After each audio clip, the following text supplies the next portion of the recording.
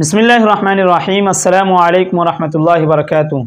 नाज़रीन, एक बात की तरफ इशारा करना है और बताना है कि आज हम जो मिलते वक्त या जुदा होते वक्त क्या किसी सफ़र पे जाते वक्त हमारे जो मिलने का तरीक़ा है, हमारा जो आखिरी कलाम और शुरुआती कलाम का जो तरीक़ा है, हमने सुन्नत को छोड़ करके बहुत सारी चीज़ों को अपना लिया है।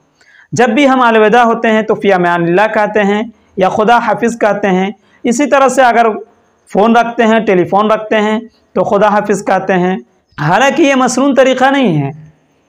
और कुछ अंग्रेज़ी कलिमात कहते हैं, जैसे मिलते वक्त हाय कहते हैं और जुदा होते वक्त बाय बाय कहते हैं या गुड बाय कहते हैं।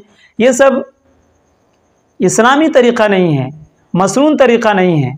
फ़ी अमानिल्लाह या खुदा हाफिज़ या अल्लाह हाफिज़, इस तरह के कलिमात कहते हैं जो कि मसनून नहीं है। कहना नाजायज़ नहीं है, हम नाजायज़ नहीं कह रहे हैं, बल्कि जायज़ है। लेकिन इस वक्त के लिए और इस काम के लिए अल्लाह के नबी सल्लल्लाहु अलैहि वसल्लम की सुन्नत क्या है उसको जानना भी ज़रूरी है। और पहले उस सुन्नत पर अमल करें, फिर उसके बाद आपको जो जायज़ तरीक़े करने हैं वो करिए। इस्लाम इससे मना नहीं करता है। अगर आप पहली मरतबा मुलाकात हो रही है तो हाय से पहले आप सलाम कीजिए, अस्सलामु अलैकुम वरहमतुल्लाहि वबरकातुहू। फिर उसके बाद आप हाय कीजिए या कुछ और कलिमात कहिए।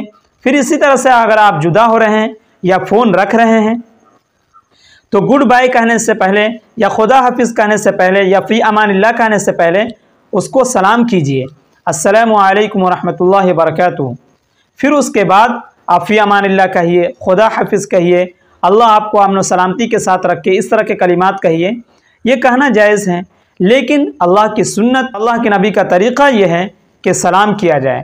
तो आप जुदा होते वक्त भी पहले सलाम करें, अस्सलामु अलैकुम वरहमतुल्लाहि वबरकातुहू, और इसका जवाब वालैकुम अस्सलाम वरहमतुल्लाहि वबरकातुहू।